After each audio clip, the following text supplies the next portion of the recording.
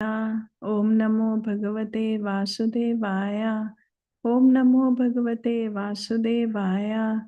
Narayanam Namaskritya Naram Chaiva Narottamam Devim Saraswatim Vyasam Tato Jayamudiraye Shrinvatam Swakata Krishna Punya Shravana Kirtana Hridayantosti Abhadrani Vidunoti Sahasratam Nashtaprayeshu Abhadreshu Nityam Bhagavata Sevaya Bhagavati Uttama Shloke Bhaktir Bhavati Naishtaki. Reading from Srimad Bhagavatam, Canto 4, Chapter 13, verses 15 through 20. That's what we are covering today. Verse 15 through 16. Sachakshu sutam akyutam patyanam manum avapaha manor ashuta mahishi virajan nadvala sutan purum kutsham tritam dyumnam satyavantam ratam Agnistotam atiratram pradyumna sibim ulmukam.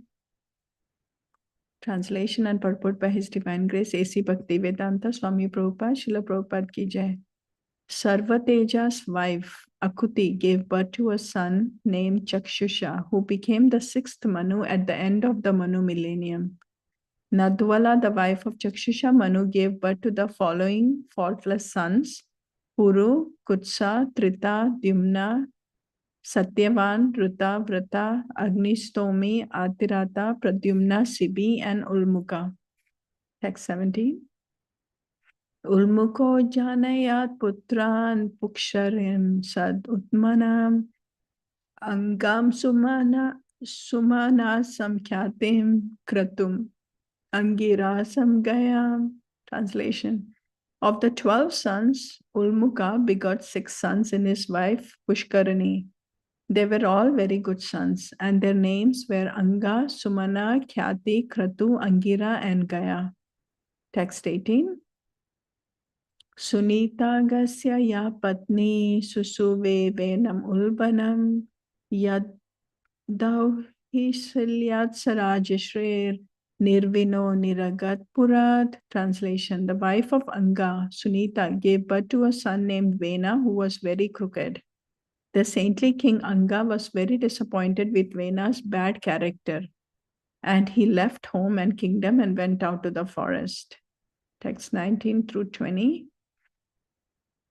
Yam Anga sepu kupita vajra munaya kila gatastos tasya bhuyaste mamantur dakshinam karam arajake tadaloke dasyubi pitita praja jato narayanam shena pruturadhyakshitirvara.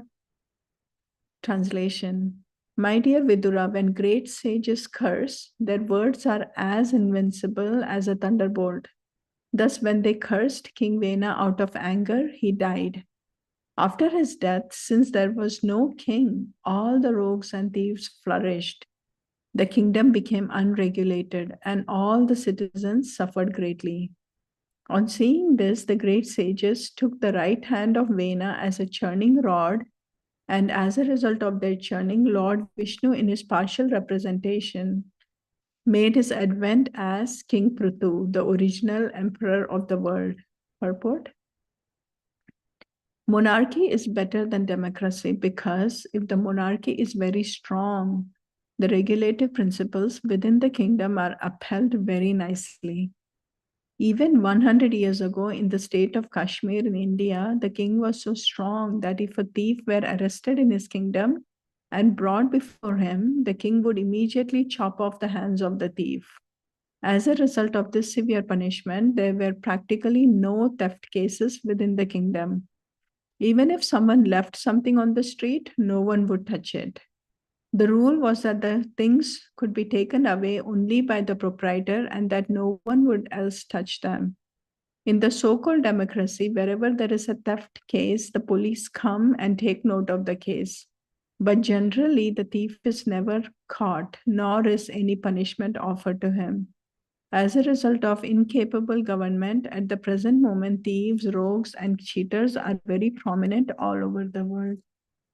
Om Ajnanatimirandasya Jnananjana Shalakaya Chakshurunmilitam Yena Tasmai Shri Guruve Namaha. Shri Chaitanya Manobishtam Stapitam Yena Bhutale Swayam Rupa Kadamayam Dadati Swapadantikam. Namo Vishnu Padaya Krishna Pristaya Bhutale Srimate Bhakti Vedanta Swami Niti Namine. Namaste Saraswati Deve Gauravani Pracharine Nirvishesha Shunyavadi Pashyatya Deshatarine. Jai Shri Krishna Chaitanya Prabhu Nityananda Shri Advaita Gadadhara Shiva Sati Gaura Bhakta Vrinda. Hare Krishna Krishna Krishna Hare Hare Hare Rama Rama Rama Hare Hare. Good morning, dear devotees. Thank you so much for giving me this opportunity to read from Srimad Bhagavatam. And I was seeking your blessings too, so I can speak the right words that come out of my mouth. And then please forgive me for any of my shortcomings while speaking on these verses. So we are on chapter 13, description of the descendants of Dhruva Maharaj. And this section 1 through 20, here it is the Lord appears as a descendant of Dhruva Maharaj. So that's the section we are in. So at the end of the last chapter, Maitreya Muni, he repeated 3 verses spoken by Narada Muni in praise of Dhruva Maharaj. So, and that when he heard about that, right? So Dhruva Maharaj, Vidura became very much like interested in hearing more about Dhruva Maharaj. So that's the time he asked, right? To which family did he belong? Who were their sons? And all of that, he wanted to hear more about that. So Vidura's unflagging eagerness to hear about Krishna and his devotees indicate the spiritual potency of Krishna Katha, and when properly spoken and heard. So we always hear that, right? I mean, even in Damodarashtakam, like we hear that so many times, but no matter how many times you hear it, the nectar never ends, right? We want to hear more and more, and churn all those emotions and everything that's there in the beautiful reciprocation of the Lord. So Srila Prabhupada also noted in the purport that in the topics between Vidura and Maitreya, the activities of Supreme Personality of Godhead and the devotees are so fascinating that neither the devotee who is describing them nor the devotee who is hearing is at all fatigued by the inquiries and answers. So that's the beauty of the transcendental matter, that nobody becomes tired of hearing it, right? We can go on and on hearing about that. And then, so what happens is later on, right? Because of that, and then the story is continuing, right? And then next he describes about what happened after Dhruva renounced his kingdom and he went to the forest. And we just heard even yesterday, right? Dhruva's son Utkala was a Mahabhagavata, but he appeared and he behaved like a dumb person. Like he just didn't want to express too much about that, but he was just so focused. And he didn't even want to take up the kingdom because he was already so renounced and transcendental on devotional service. So then Vatsara basically took on the kingdom. And then it continued, right? In today's verses, we saw that how there are other descendants that continue in that same lineage. And that was all the explanation given. And then in today's verses from 19 to 20, it is really describing about how, telling the story about Maharaj Anga and his son Vena, right? Vena was really, he turned out to be like of bad character. And King Anga, when he renounced and went to the forest, cruel Vena took it over, right?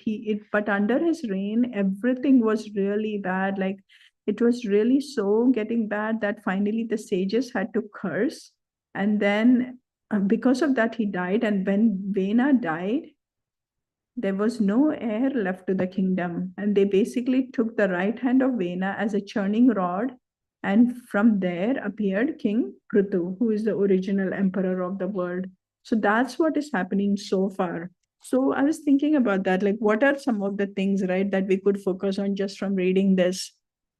So one thing to know is that in the same lineage, we are seeing that you have all these personalities, these very important personalities, King Dhruva, and from his lineage, is coming, like, in this bad apple, right? In between. And we see that in all so many of those pastimes. Like, you have this glorious heritage or lineages that's coming, but in between, you will get somebody that is like totally out of the way, out of the path.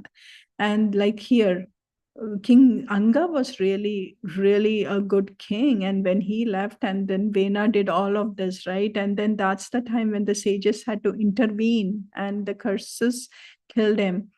So I was thinking that uh, we also have a choice, right? We all know that we have the positive mentality in us, and we also have the negative mentality. Like, there are so many times where we can really be self-aware and be catching ourselves when we are going down the negative path, or even the negative thinking, right?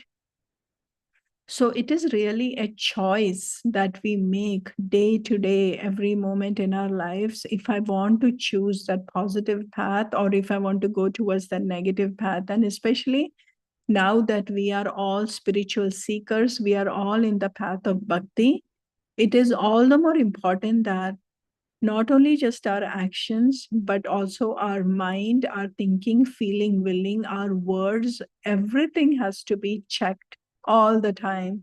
So again, for us, so in the general world, right, in the corporate world, or even in all of that, right, whenever we talk about self-awareness, we talk about mindfulness and everything else, really the focus is about controlling your emotions, be able to focus in the right way, having those positive emotions and all of that, right? But for us, that's not enough. In addition to all of that, the big factor that we are always checking on ourselves is, are my actions, my thought processes, my words, and everything else in alignment with what's been given to me, the teachings that's been given to me from Krishna through the disciplic succession? Are all of my action, words, and thinking, willing, feeling, everything in alignment with the scriptures? So that's like a big, heavy responsibility that we have as being a practicing devotee, right? That all along we have to be stay aligned in that. So that's just something like a big realization I have from reading all of this. And the other important thing also, just when we read about these things, also comes is the important essential principles of leadership, right? So here we can see that in Srimad Bhagavatam, we can see that those true examples of great leaders, like we are going to see King Prithu now coming up here, like we are going to start reading about him. Whenever we read those great examples, how are they leading? We learn a lot about leadership outside too, in the different worlds that we are in. We learn a lot about that. But what are the scriptures giving us the examples, right, of essential leadership principles? And also, the main factor we also have to see all along is that all of these great personalities, they did leadership not because they wanted to be a leader over somebody. So I was also reading the other day about how that that main interest, or that main inclination for somebody to become a leader over somebody in order to control others is really a demoniac mentality.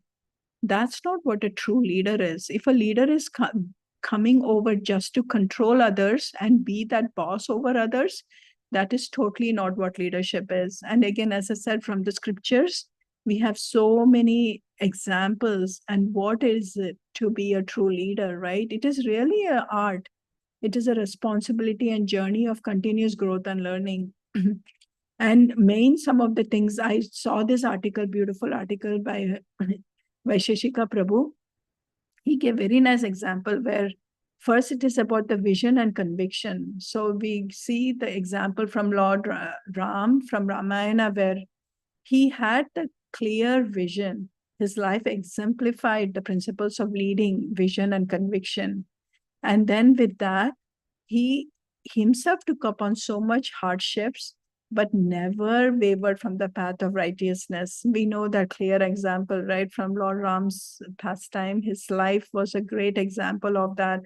No matter what challenges came, he continued on the path of righteousness. And his commitment to duty, truth, even in the face of adversity, teached us that a leader must have a clear vision and unwavering conviction in these principles. Then the second one we learn for about the principles are humility and teamwork. And that clearly the example is Lord Krishna. Like who else? We talk all about servant leadership so much, right? That's like the term we use so much in the corporate world about being a servant leader. But we can see that Krishna himself demonstrated this so well. Who else would take a position of a charioteer like that in front of your own friend, in front of your own, just like Arjuna? But what did he take the role? He took the role of the charioteer. That's perfect, right? That's perfect example to see. And even if he was in the charioteer role, he was guiding and advising him all along. So this shows that true leadership isn't about holding the highest position, but about contributing to the team's success, right? Krishna's willingness to serve in a seemingly lesser role for the greater good exemplifies humility and importance of teamwork. So as I said, it's so easy, like we tend to try to control over situation, control over people, but that's not how it really functions. The more we can step back in leadership and let others grow, let others take the lead, empower others to do that. However, be there on the side, standing there, supporting them and encouraging them. That's what true leadership is about. And really, Krishna shows that so well with his example. And then we have empathy and compassion. So in King Yudhishthir's example, we can see that King Yudhishthir was righteous and he was deeply understood for practicing empathy and compassion. His rule marked fairness and concern for all his subjects, right? And and even when the war, before the war also, right?